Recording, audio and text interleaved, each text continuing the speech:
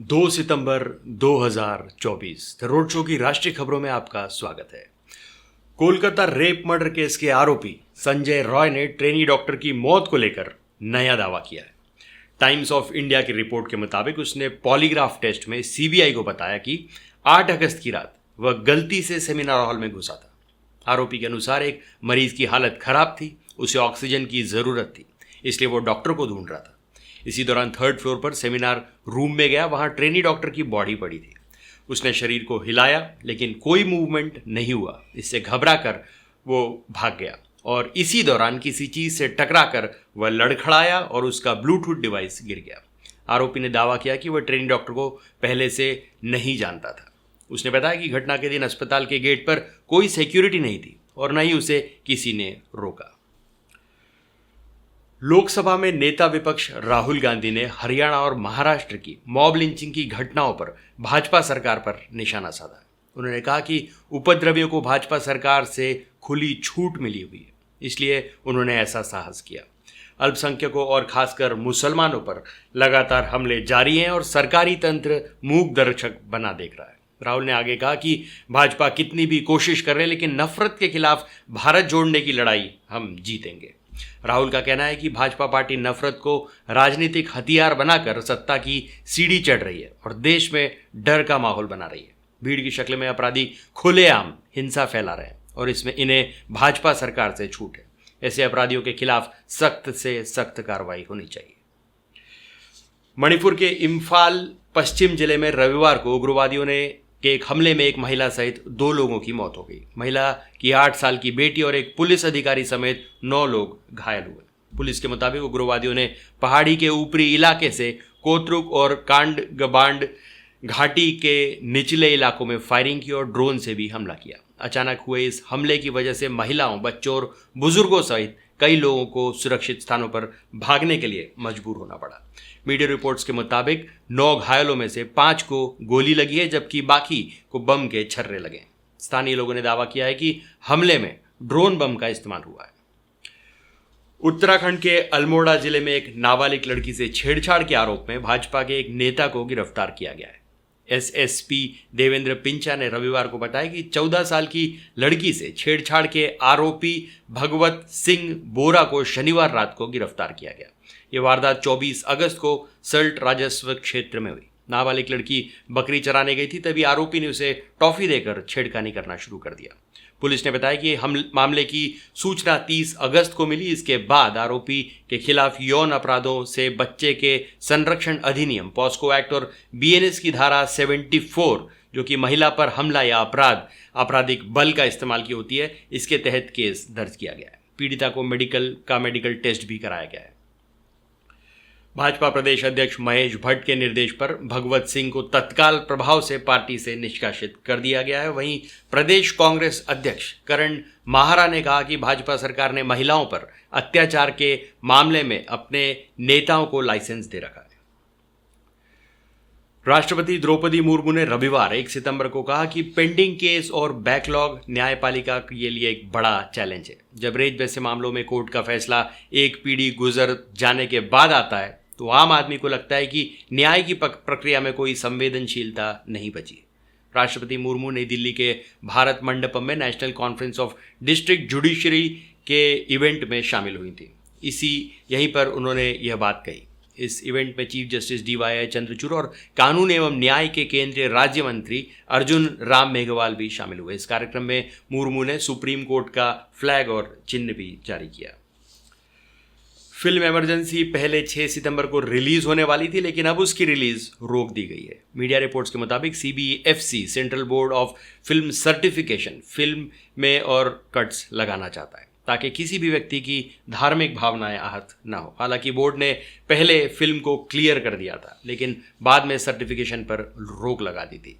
वहीं Madhya Pradesh high court में film की रिलीज को लेकर आज सुनवाई होगी। एक सिख संगठन ने याचिका में इमरजेंसी की रिलीज रोकने की मांग की। फिल्म के खिलाफ रविवार को मुंबई में के 4 बंगला स्थित गुरुद्वारे के बाहर सिख समुदाय ने प्रदर्शन किया। सिख समुदाय का आरोप है कि फिल्म में ऐतिहासिक तथ्यों को तोड़ मरोड़ कर पेश किया गया है। सिख समुदाय ने मांग की है कि फिल्म पर पूरी तरह से प्रतिबंध लगाया जाए और कंगना के खिलाफ कड़ी कार्रवाई भी की जाए। पश्चिम बंगाल में ओबीसी सर्टिफिकेट रद्द किए जाने के मामले में सुप्रीम कोर्ट में सोमवार 2 सितंबर को सुनवाई होगी। इससे पहले 27 अगस्त को मामले की सुनवाई हुई थी। इस दौरान पश्चिम बंगाल सरकार की तरफ से अदालत में पेश हुए वकील कपिल सिब्बल ने कहा था कि याचिकाकर्ताओं ने बहुत सारे दस्तावेज पेश किए हैं, इन्हें पढ़कर जवाब देने के लिए वक्त चाहिए। दरअसल 22 मई को कोलकाता हाईकोर्ट ने राज्य में 2010 के बाद कई जातियों को मिले ओबीएस स्टेटस को रद्द कर दिया था।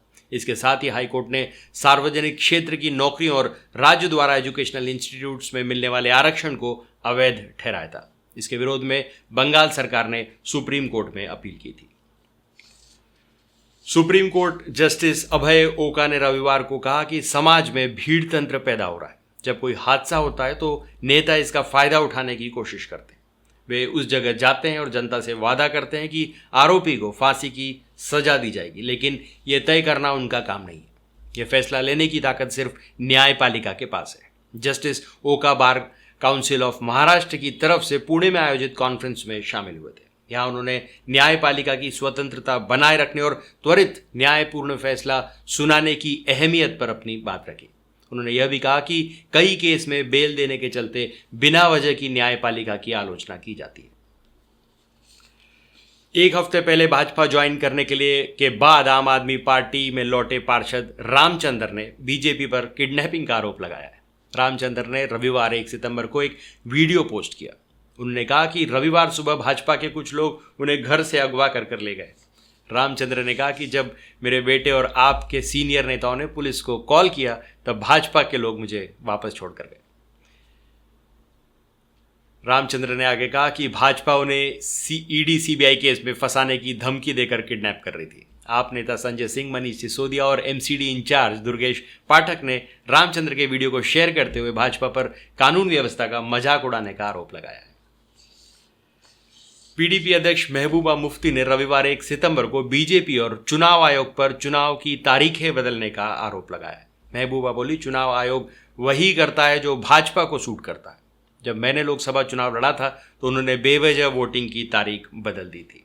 सब कुछ बीजेपी और उसकी अलायंस वाली पार्टियों के इच्छा के अनुसार ही होता है। वहीं महबूबा मुफ्ती ने चुनाव के दौरान पुलिस अधिकारियों के ट्रांसफर को लेकर खुशी जताई। पीडीपी प्रमुख ने कहा कि उन्हें खुशी है कि सभी अधिकारी स्थानीय हैं। उम्मीद है कि वे स्वतंत्र और निष्पक्ष चुनाव करवाएंगे। राजस्थान के शिक्षा मंत्री मदन दिलावर ने कहा कि अकबर की तुलना महाराणा प्रताप से करना और उसे महान बताना मूर्खता थी। ये मेवाड़, राजस्थान और आन बान शान के प्रतीक महाराणा प्रताप का अपमान है। महाराणा प्रताप हमारे संरक्षक थे जिन्होंने झुकना कभी स्वीकार नहीं किया। शिक्षा मंत्री ने स्कूली पाठ्यक्रम में बदलाव को लेकर कहा कि हमने सभी कक्षाओं की किताबें देख ली हैं। अभी तक किताबों में ऐसा नहीं है।